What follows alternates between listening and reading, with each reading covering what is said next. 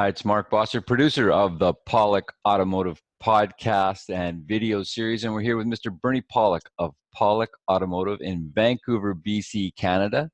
Vancouver's best automotive experience, 19-time winners of Best Auto Repair in Vancouver as voted by their customers. How are you this morning, Bernie? Doing very well. So we're going into the land of electricity today a little bit. Tipping our toe in. We're talking about a 2013 Chevrolet Volt. What was going on with this vehicle? So this vehicle was brought to our shop, driven in on the electric motor worked fine. But what would happen with this vehicle is as soon as the gas motor would run, within a few seconds, the low oil pressure warning light would come on, and the engine itself definitely sounded noisy. So basically, there was no oil pressure in the engine, in the gasoline engine. Okay, that's not a good sign. What tests and diagnosis did you need to do? Well, this one was pretty simple. So the owner had changed his own oil filter and had mentioned, by the way, there was no oil. He said there was no oil in the filter, which we pulled off and verified that was in fact the case. Normally when there's an oil pressure problem, we would often do a test and verify with a gauge. But it's very apparent when you start an engine. The low oil warning light comes on, you can hear the timing chain rattling, that there is in fact no oil pressure in the engine. So from there, it was just time to do exploratory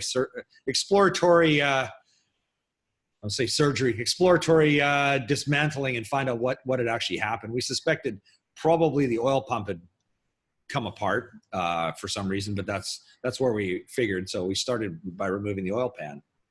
So you did some disassembly. What did you find? So first thing we started with was removing the oil pan. That was the simplest and first logical step. And once we removed the oil pan, there's the oil pickup assembly is actually integrated with the oil pan. It's kind of a smart idea. Usually it's a separate metal tube. Inside the pickup, there's a little screen, a little screen to protect large particles from getting into the oil pump.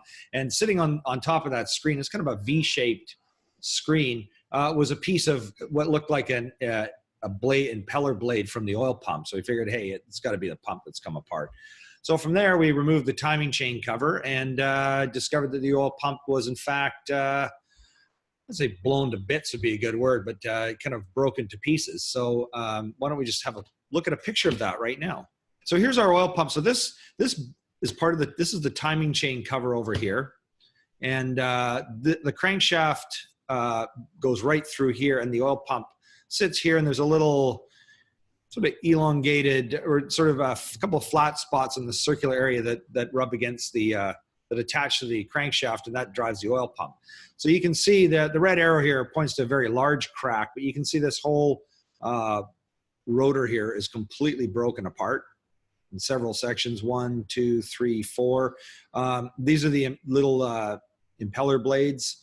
As I mentioned, one of these was found inside the screen. Once we removed all this, we found the other, how many more are we missing? 2 more lodged in behind the pump. Pretty important to find that stuff. You don't want that floating around inside the engine. And so anyways, we found all the missing bits and pieces. Now, this is an interesting oil pump. It's a variable displacement pump, pretty common on a lot of modern engines. If any gasoline engine, they're looking for maximum efficiency, excuse me.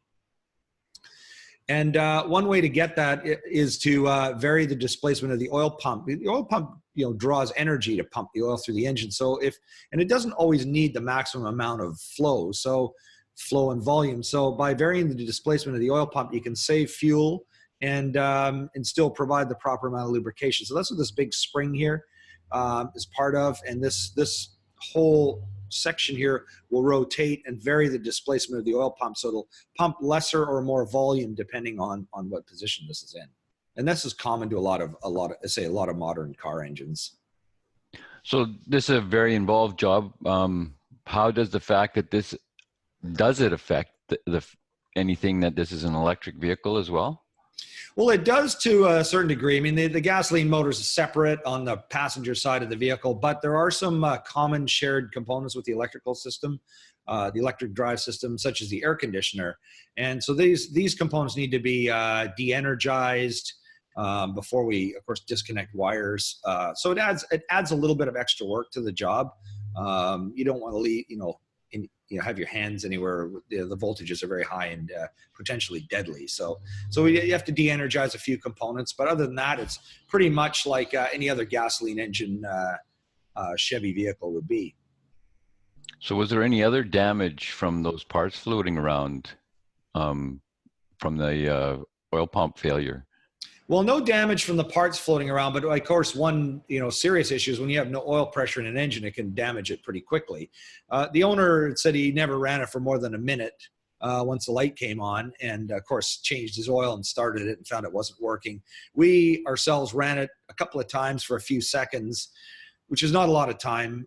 We as part of our service, we removed one of the connecting rod bearing caps, inspected the bearing, looked perfect, like as good as brand new. So that's sort of one of the highest wear items that'll in the engine, the connecting rod bearings, due to the forces, and there was nothing that we found. So figure it'll be, we haven't actually put the vehicle back together yet. It's actually we're just waiting for parts. It takes about a week to get the oil pump, which is part of the timing chain cover, and once that's back together, I'm quite confident it'll all work just fine. So how are Chevy Volts for reliability? Well, to be honest, we don't work on a lot of them. There's not a lot of them around. We're more than happy to do so, but as far as I know, the reliability is pretty good with them. I did a little online research just to see if there's any complaints. There's a few for a variety of things, and they seem to say this 2017 models might be among the worst. But of course, these will all be covered under warranty because they're near new. But I'd say, I do know a couple of people own them. They've been pretty reliable vehicles. So again, there's a lot of complexity with this vehicle because you've got electric plus a gasoline motor. And it's interesting how, again, the failure with this vehicle is on the gasoline motor side of things. And this is like the gas motor charges the battery, which drives the electric motor.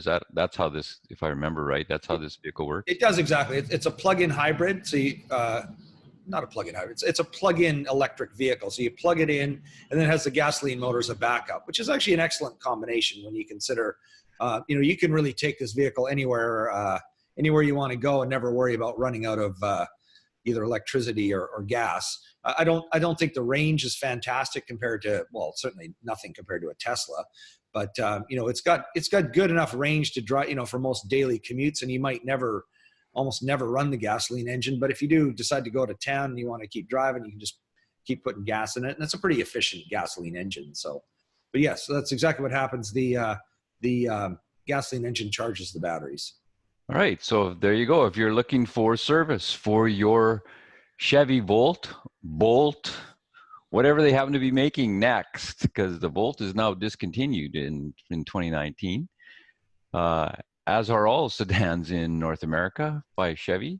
The guys to see are Pawlik Automotive in Vancouver. You can reach them at 604-327-7112 to book your appointment. You must book ahead. They're busy.